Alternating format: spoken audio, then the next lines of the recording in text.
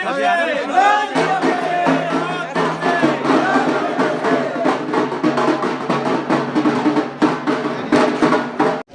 विधानसभा के उपचुनाव में भाजपा के प्रत्याशी हैं मनोज चौधरी, वो आज हमारे साथ में हैं और फिलहाल कांग्रेस से वो यहाँ पर आए हैं भाजपा में और ज्योतिरादित्य सिंधिया के गुट से हैं और चुनाव में फिर से भाग्य आजमा रहे हैं। 15 महीने पहले विधायक बने थे। भैया फिर से विधायक बनना चाह रहे हैं? निश्चित रूप से आज जो लड़ाई है वो आने वाली 3 तारीख की चुनाव की है और उस लड़ाई में जैसा कि हम 1.25 साल विधायक रहते हुए जहानगर में जिसमें खड़े हैं, यहाँ पे पानी की सबसे ज़्यादा समस्या थी। बिल्कुल हम स्वीकृति नहीं करवा पाए थे, ये हम मानते हैं। और उसके बाद विगत 6 माह पूर्व जब हमने शिवराज सिंह जी को इस बारे में अनुरोध किया कि हमारे क्षेत्र में पीने के पानी की बहुत ज़्यादा समस्या है, सिंचाई की समस्या है, उसे उन्होंने तुरंत स्वीकृति दी। और आज आपके सामने देखें हमारे कलश जो है वो इस बात का संकेत है कि हमने यहाँ के लिए नर्मदा पाइपलाइन से पानी एक एक घर को कैसे मिल सके। नगर पंचायत हाटपिपल्या सहित हाटपिपल्या विधानसभा की करीब 138 गाँवों के लिए उस योजना को स्वीकृत किया, साथ ही सिंचाई की योजना स्वीकृत की है और निश्चित रूप से एक एक व्यक्ति का इसलिए हमें समर्थन भी मिल रहा है। अच्छा, अभी हमने राजवीर सिंह बघेल जी का भी, जो आपके राइवल हैं, उनसे भी बात की तो उनका ये कहना है कि वो तो शुरू से ही विद्रोही रहे हैं और विद्रोह उनके स्वभाव में है। अगर कोई काम नहीं होता है तो निश्चित रूप से हम अन्याय के खिलाफ लड़ने वाले हैं। न्याय को दिलाने के लिए बिल्कुल कहीं भी अगर लड़ाई की ज़रूरत पड़ी, हम जब ये बताएं कि हम अगर किसी से वादा करते हैं, कोई जनप्रतिनिधि वो होता है कि कई किसानों से वादा कर दिया, दूसरे बार हमको रोज़ जाना है उनके बीच में, उनके सवाल होते हैं कि हमारा कर्ज माफ़ नहीं हुआ।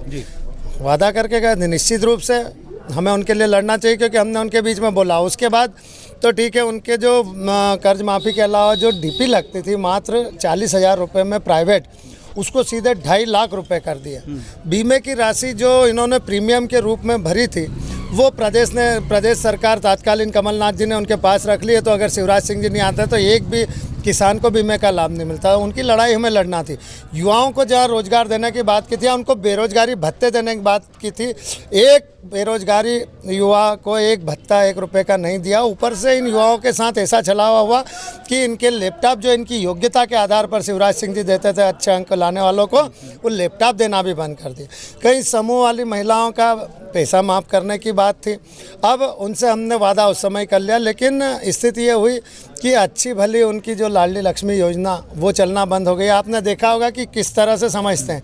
मुझे शर्म आती है कि एक मुख्यमंत्री के पद के रहते हुए वो महिलाओं का अपमान किस तरह करते हैं, किस तरह की बात उन्होंने की, क्या नाम दिया। मैं ये इसके माध्यम से, आपके मीडिया के माध्यम से बोलना नहीं चाहूँगा, लेकिन नारी शक्ति का हमेशा सम्मान करते हैं, ये संस्कृति है, भारतीय संस्कृति। लेकिन जिस तरह से वो अपमान करते हैं, जिस तरह से उनको समझते हैं, बिल्कुल सरासर गलत है और उन अन्याय के खिलाफ लड़ना हमारा कर्तव्य है। और अगर जनता ने विश्वास किया तो उस विश्वास पर खरे उतरने हैं। अच्छा, लगातार जितनी भी सभाएं हो रही हैं कांग्रेस की, उसमें जो खाती नेतृत्व हैं जैसे कुणाल चौधरी हैं और जीतू पटवारी हैं, वो लगातार जो है फिर आपके खिलाफ जो है आपको कोस रहे हैं, एक तरह से रुआसे भी हो रहे हैं कि हमें उन्होंने धोखा दिया। देखिए, सबके अपने अपने नेतृत्व होते हैं। ये आप सामाजिक बात कर रहे हैं। यहाँ पर मुझे नहीं लगता कि जितने खड़े हैं इसमें एक भी मेरे समाज का है, खाती समाज का होगा।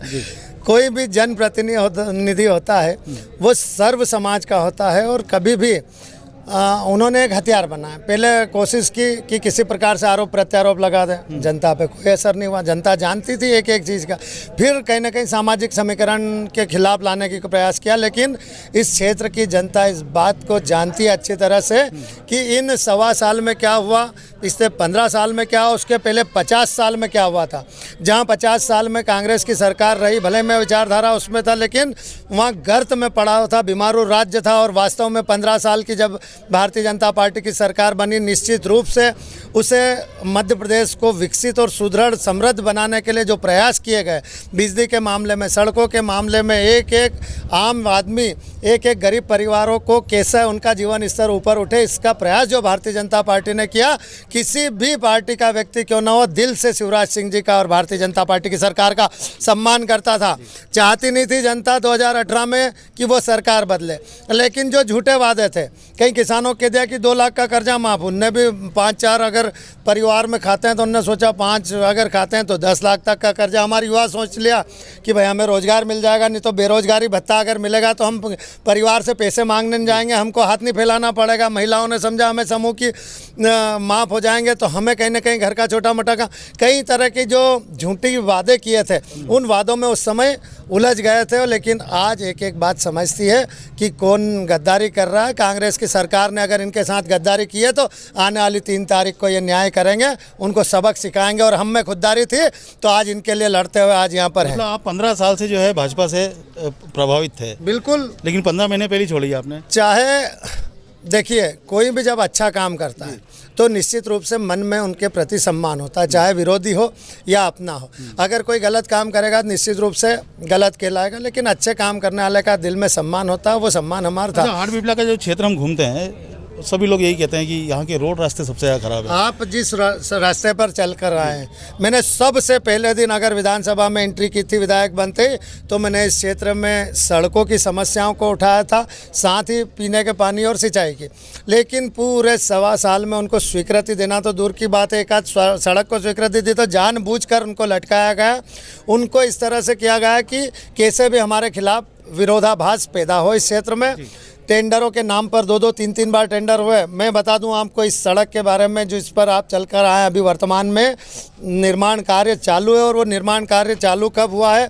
30 अप्रैल 2020 के दिन जब हम शिवराज सिंह जी से मिले थे और सबसे पहले उनसे ये बात हुई थी कि साहब हम अगर पहली बार अगर भारतीय जनता पार्टी की सदस्यता लिए तो पहली बार अगर क्षेत्र में जाएं तो हमारे ये काम शुरू होना चाहिए। और मैंने यहाँ पर 28 मई को जिस दिन हमारा पहला मीटिंग थी उसी दिन यहाँ पर पूरे सभी जितने भी यहाँ के जनप्रतिनिधि हैं, यहाँ के आम जन हैं, उनके साथ मिलकर हमने भूमि पूजन किया। उसी दिन से ये निर्माण कार्य शुरू हुआ है, नहीं तो इसको जानबूझकर अटकाया गया था। जबकि ये हाटपिपला विधानसभा सहित पूरे जिले के लिए जीवन रेखा का काम करती है। आपने देखा किस तरह की सड़कें, और इसी तरह सारे काम अच्छे भले चलते हुए रोक दिए गए थे, उनके खिलाफ ही हमने लड़ाई। आप ये बताइए, ये जनता देख रही है। अब आप अपने वादे बताइए जनता के सामने कि आप जीत जाएंगे तो क्या वादे आप पूरे करेंगे? सबसे महत्वपूर्ण इस क्षेत्र में जो सड़कों की स्थिति खराब है उनको सुधारना, यहाँ की जो पेयजल सहित सिंचाई की परियोजना है जो हम लेकर आए उनको लागू कराना, जो बंद पड़ी जन कल्याणकारी योजना उनको शुरू करवाना। कई बड़े पुलिया जैसे देवगढ़ है, डेरिया साहू है हमारे अध्यक्ष जी के गाँव के, इन पुलियाओं की स्वीकृति ले चुके हैं, इनको बनाने सहित कुछ डैम है, कुछ बिजली की समस्याएं, ये सारी चीज़ें, स्वास्थ्य से संबंधित समस्या। सबसे पहले हम मूलभूत जो ढांचा उसको सुधार करके उसके बाद में आगे उसे विकसित करेंगे तो अपने आप डेवलपमेंट होने के बाद क्षेत्र के जितने भी लोग हैं अपना आप विकास शुरू होगा। उसके लिए हमने अलग अलग विजन बना रखे। ठीक है। मनोज चौधरी, तो ये थे मनोज चौधरी जो दावा कर रहे हैं कि जो वादे उन्होंने किए हैं जनता से वो विधायक बनने के बाद पूरे करेंगे। अब देखने वाली बात होगी कि 3 तारीख को जनता किसके लिए वोट करती है और 10 तारीख को रिजल्ट किसके लिए खुलता है। देवास लाइव के लिए सौरभ सचान।